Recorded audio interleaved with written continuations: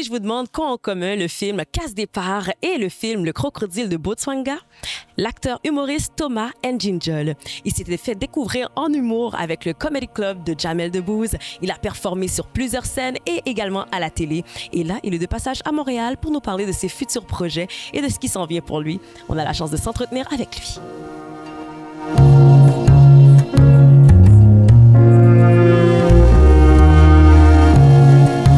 De tous vos beaux projets qui s'en viennent, que vous avez mis sur pied. On va apprendre à se connaître avec le public un peu. Moi, j'ai beaucoup de savoir. Là, vous avez fait l'été ici à Montréal pour filmer cette série, Empathie. Absolument. D'abord, je vais commencer par vous dire félicitations. Tu sais, vous avez gagné le prix du public avec Série Mania. Félicitations. Merci, c'est gentil. Bah ouais, comment ça s'est passé? Allez-y. Non, c'est très bien passé parce que c'est un grand festival, le festival Série Mania de série. Et c'est vrai qu'on était dans une compétition avec les séries internationales avec Empathie, mais au final, c'est vraiment le public. Voilà, parce qu'il y avait des projections en public. On a fait une projection dans une grande salle, là, et on a eu le droit en direct à cette ovation-là de 5 minutes. Hey. Donc, c'était vraiment très, très beau, très touchant et tout. Donc, voilà, les gens, au-delà qu'ils soient français, ils ont beaucoup adhéré à cette série parce qu'elle elle les a touchés, en fait. Donc, il y avait quelque chose de... Voilà, au-delà de la langue, de l'accent, on va dire plutôt, parce que ça reste la langue française, il y avait quelque chose qui est très bien passé là-bas. Pourquoi vous avez accepté? Est-ce que c'est Florence Lompré elle-même qui vous a approché? Ouais, c'est Florence avec le réalisateur Guillaume Lonergan. Ils sont venus me rencontrer en France, on a discuté, j'ai vu leur travail, parce que je connaissais pas trop leur travail. Okay. Et quand je me suis intéressé à leur travail, j'ai vu que c'était très costaud, c'était super. Et voilà, je voyais pas en fait de raison à ne pas accepter cette proposition, si on peut dire, parce que ça a pris un peu plus de temps que ça, mais voilà, quand j'ai lu après, c'était évident que j'allais le faire. Ah ouais. Qu'est-ce que vous avez préféré pendant le tournage ou de quoi vous avez hâte que le public voit? Bah, je sais pas, parce que moi, j'ai même pas tout vu. OK. Et moi, j'ai vu les 2 premiers épisodes au moment où je vous parle. J'ai les autres que je vais voir, mais j'ai pas encore eu le temps. Mais non, c'est... Moi, ce que je retiens, même si des fois, il y a des projets qui sont moins bien que d'autres, c'est l'aventure humaine, c'est pas le contenu en lui-même. Le contenu, évidemment, c'est toujours plus chouette quand le public l'aime. Mais quand l'aventure humaine, elle est chouette, c'est le plus important, en fait. Parce qu'on passe un bon moment, parce qu'on a des bons souvenirs. On se dit que c'est des gens avec qui on aimerait retravailler. C'est vrai. Donc, voilà, c'est ça le plus important au final. Ah, c'est super ça. Mais justement, vous nous offrez des super bons moments en salle avec vos spectacles. Merci. Mais ouais. Et là, moi, je veux savoir avant tout, est-ce que vous avez découvert que vous étiez drôle ou est-ce que c'est le public qui vous a fait réaliser que vous l'étiez? Comment ça a commencé? Ça a commencé comment? Je pense que c'est peut-être, je m'en suis rendu compte un peu à l'école, je pense. C'est un peu à l'école. Ah ouais? En fait, j'étais sensible aux maîtres, aux maîtresses, aux professeurs qui peuvent sourire quand vous dites des choses. Vous étiez un bouffon de classe? Non. Non? J'étais pas un bouffon, mais c'est pas pareil en plus, bouffon, ici en France. Quand vous dites bouffon, c'est limite une insulte en France. On dit pourquoi elle me dit bouffon d'un coup. Mais ici, c'est pas du tout ça. Le clown. Ouais, c'est ça. Non, mais je l'ai bien compris. Mais non, j'étais dans un groupe de personnes qui étaient assez vivants. Voilà. Ouais. Mais c'est vrai qu'on était...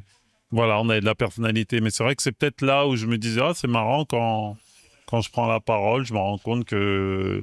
Parce qu'on a tous les mêmes parcours quand on vient un peu de... Enfin, peu importe de l'endroit où on vient, mais on est tous le clown ou de ses amis, au final. Donc, en fait, je veux pas dire que j'étais drôle partout, mais je me suis rendu compte peut-être de l'impact comique de certaines situations, certaines prises de parole. OK. Puis à partir de là, qu'est-ce que vous avez fait pour entamer votre carrière d'humoriste? Moi, je pense qu'ici, il y a l'École nationale de l'humour. Il y en a qui vont parcourir les bars. Comment ça s'est passé pour vous? En France, en tout cas à mon époque, il y avait quelques théâtres où il y avait des scènes ouvertes. Donc, fallait y aller, quoi. Fallait faire le saut. Fallait faire le saut. Ouais. Puis vous avez atterri comment au Jamel Comedy Club? Est-ce qu'on vous a découvert ou c'était stratégique? Ils sont venus vers nous. Ah oui? Ils sont venus vers moi, en tout cas, en l'occurrence. Et ouais, c'est pas... À partir du moment où tu joues, tu rencontres un certain succès dans un microcosme, mais les noms, ils circulent, donc du coup, les gens, ils s'intéressent, et puis après, voilà, on vient te voir, on te propose, est-ce que ça t'intéresse, tout ça, et puis voilà, l'histoire a su son cours. L'histoire suit son cours. Ouais. Puis là, justement, à quoi vous vouliez que votre carrière ressemble? C'était quoi que vous anticipiez? Rien. Ouais, ouais. Non, parce que c'est vrai que non, rien, on n'a pas de...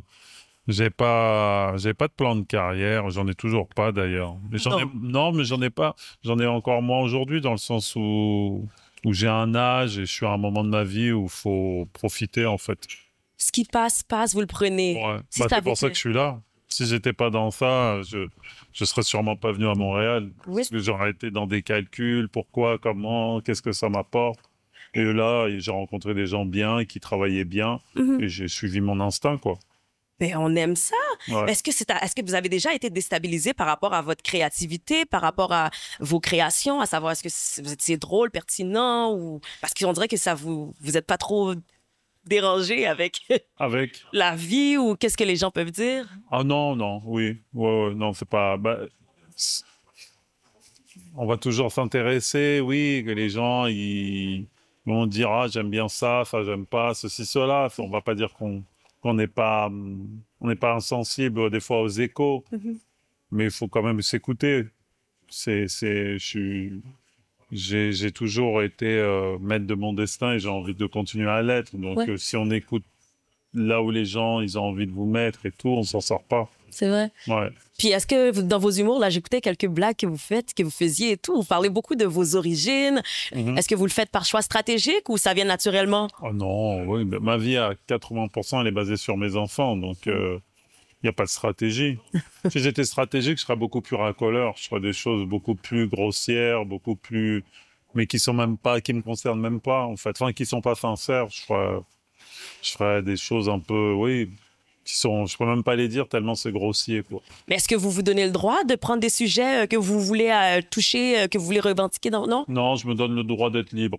Mais la liberté, c'est pas forcément de revendiquer, hein, c'est de faire ce qu'on veut. Mhm. Si vous aimez les champignons et que vous avez envie de parler de champignons, parlez des champignons.